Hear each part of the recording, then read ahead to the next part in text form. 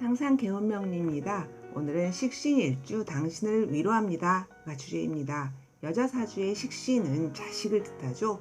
배우자 즉 남편 자리에 자식을 놓고 있는 식신일주에 대해서 공부해 보겠습니다. 식신일주 열의 8명의 식신일주는 자식을 자신이 먹여 살린답니다.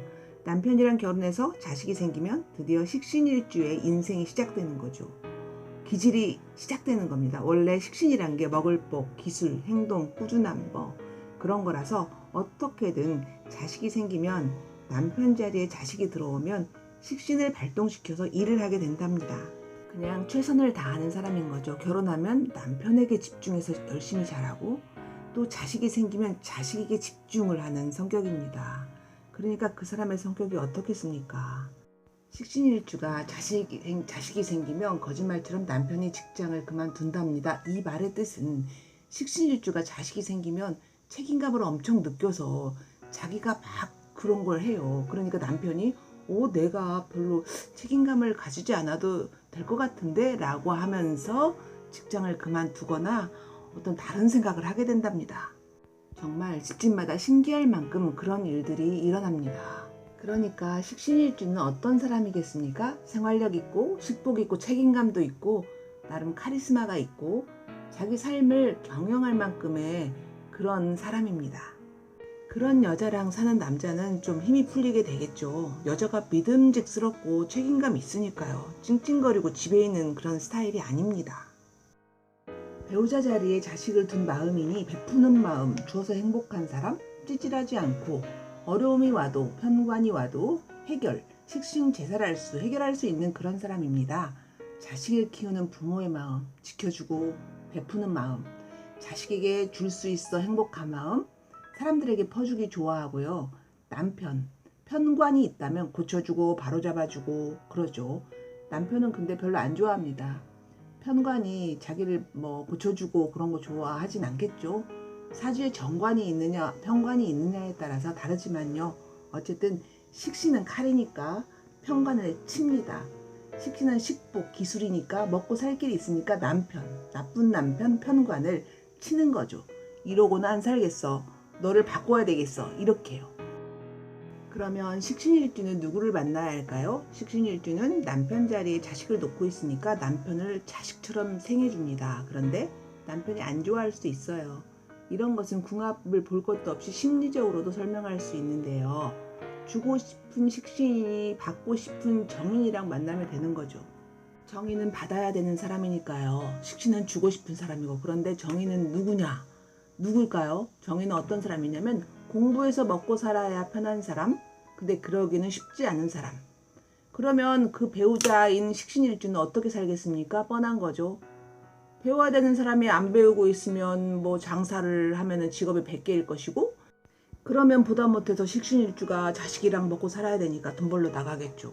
그러니까 식신일주는 자식을 낳아도 남편이 회사를 그만두지 않을 안정적인 그런 직업을 가진 남자를 만나야 됩니다. 근데 주변을 보면 그렇게 똑똑하게 만나는 사람은 별로 제가 보지를 못했습니다. 그런데요, 그거보다 더 최악이 있습니다. 비견일주를 만났다. 비견일주는 우리는 친구, 우리는 너는 너, 나는 나 이런 사람이잖아요. 근데 식신일주는 줘야 되고, 비견일주는 우리는 남이야, 우린 친구같이 지내기로 해 이런 사람이니까 친구가 막 주고 싶다고 집착해봐요. 도망가고 싶잖아요. 그러니까 식신일주가 비견일주를 만나는 것은 정말 안 좋은 경우예요.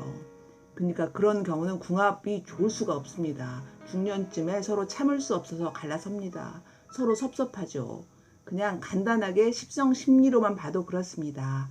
오행으로 보아도 정인이 나무라면 식신이 물로 생해주는 원리, 정인이 보석이라면 흙으로 생해주는 원리, 식신으로 그렇습니다.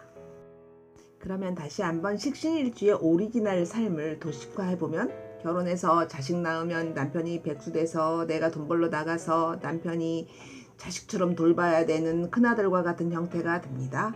그래서 식신은 생업을 하면서 생활을 꾸려나갑니다. 남편, 정인은 고마운 줄을 모르죠. 그래도 식신은 묵묵히 살아갑니다. 식복이 있어서 그래도 먹고 살 수 있으니까요. 내 기술이 있고 내 뚝심이 있고 내 자존심이 있고 찡찡하거나 막 신세한탄하고 이러지 않아요. 자존심이 있으니까요. 씩씩한 척 감수하고 살아갑니다. 이것이 식신일주 여자의 스토리입니다. 더더욱이 배운 여자라면, 요즘처럼 배운 여자가 식신일주라면 그 100% 가장이 됩니다. 이런 스토리는 전형적인 스토리고요. 사주의 시주, 월주, 관의 모습에 따라서 조금 달라지는 모습이기도 합니다. 근데 기본은 여기서 크게 벗어나지를 않습니다. 가끔 식신일주가 자식을 낳지 않으면 어떨까? 어떤 삶을 살게 될까? 식신은 자식이고 일이니까요. 어떤 생각을 해보냐면 요즘 애를 낳지 않는 추세니까 사주 해석을 달리 해야겠구나 이런 생각을 합니다. 아마 애를 안 낳으면 안 살지도 모르겠다는 생각이 들어요. 자식 사랑으로 사는 거니까요. 식신일주가. 식신일주의 외모는 어떤 모습일까요? 식신일주의 모습은 되게 가슴이 크고 살집이 있고 이쁘지는 않지만 음식을 많이 해서 나누는 그런 후덕한 모습입니다. 물론 음식도 잘하고 살이 분별도 있지요.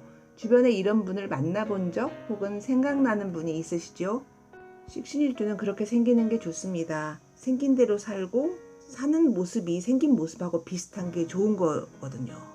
그런데 식신일주가 말랐다, 또 예민하게 생겼다는 거는 사주에 다른 글자, 지지에 다른 글자가 작동한 겁니다. 그래도 기본 인생 스토리는 비슷합니다. 식신일주를 대할 때 팁을 드릴게요. 식신일주는요, 자식사랑이 정말 있거든요. 그래서 그 앞에서 그 식신일주의 자식에 대해서 이러쿵저러쿵 흉보지 마세요. 정말 기분이 상해합니다. 그리고 자존심도 굉장히 강해서 그 사람한테 충고하지 마세요. 자기 주관이 뚜렷한 사람이라 남의 충고를 그렇게 받아들이고 기분 좋아하지 않습니다. 그리고 칭찬해 주세요. 자부심이 있는 사람입니다. 일이나 음식이나 식신에 관한 거요. 자식이나. 자, 식신일주 이해에 대한 도움이 좀 되셨습니까? 자, 오늘 이야기 들어주셔서 감사하고요. 구독 부탁드립니다.